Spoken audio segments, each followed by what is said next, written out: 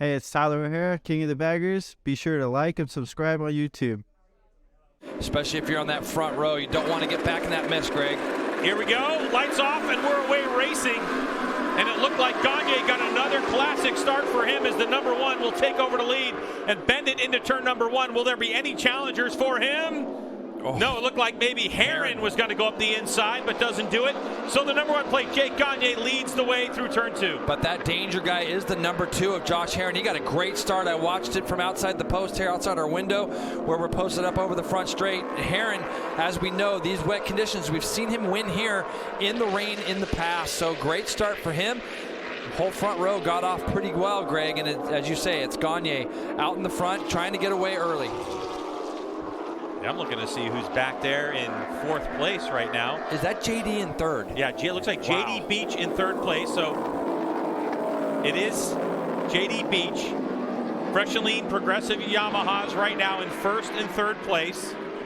Looks like PJ Jacobson there, maybe in fourth. Just looking, it looks like a BMW, I think, there in fourth. Unless that's Bobby Fong. I can't, just so hard to tell in this mist. That's PJ Jacobson. Yeah, you can see the gold on the gloves there. So PJ's done a good job of not letting those leaders kind of get away. The big movers, obviously, JD Beach comes from the third row.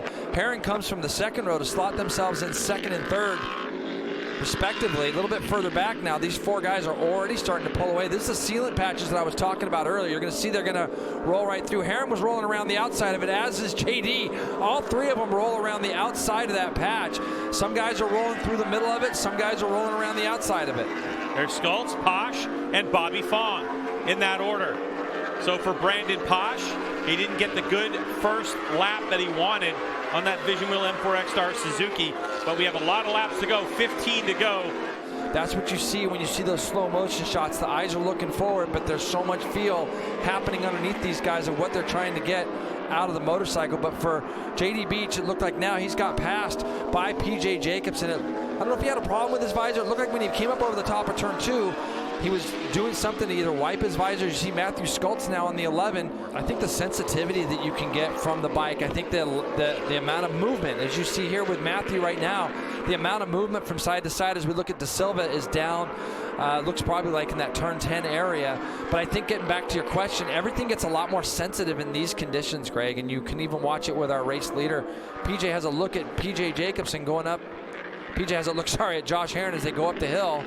This is turn 9, turn 10. He's going to make that pass. Ooh. And watch this. He goes actually through the ceiling patch that the other guys were going around. Watch. See him go through that? And he's rolling through the middle of that.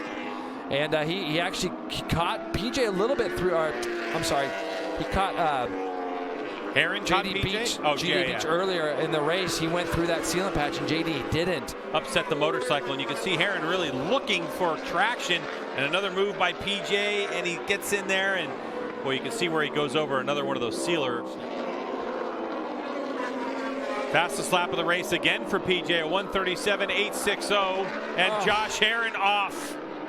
And into the weeds. Yep, it's going to take him a minute. You're going to see Corey Alexander go by and Brandon Posh here on the inside of your screen. There goes Corey Alexander and Brandon Posh. Corey, the way he's rolling on that throttle from the apex out, nice and smooth and very, very controlled.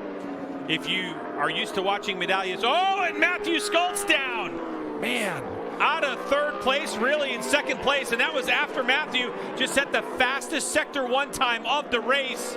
And unfortunately for the South African, trying to get that bike going.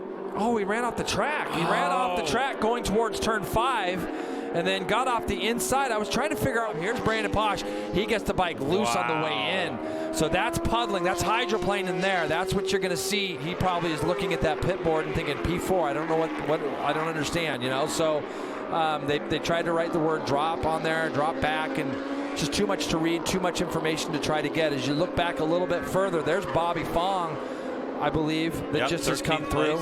There's there's JD Beach now. Danilo Lewis is just up in front of Bobby Fong, but there's JD Beach.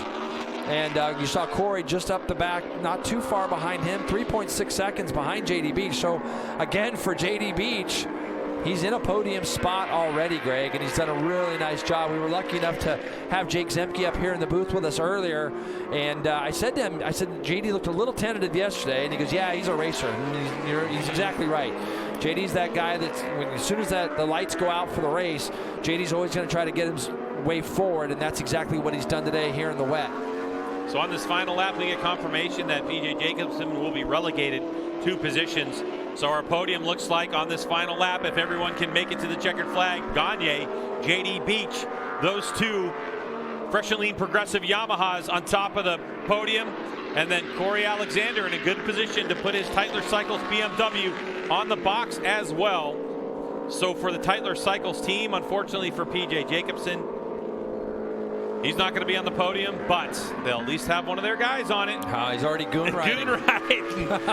So for Jake Gagne, coming onto the front straightaway, as comfortable as you like it.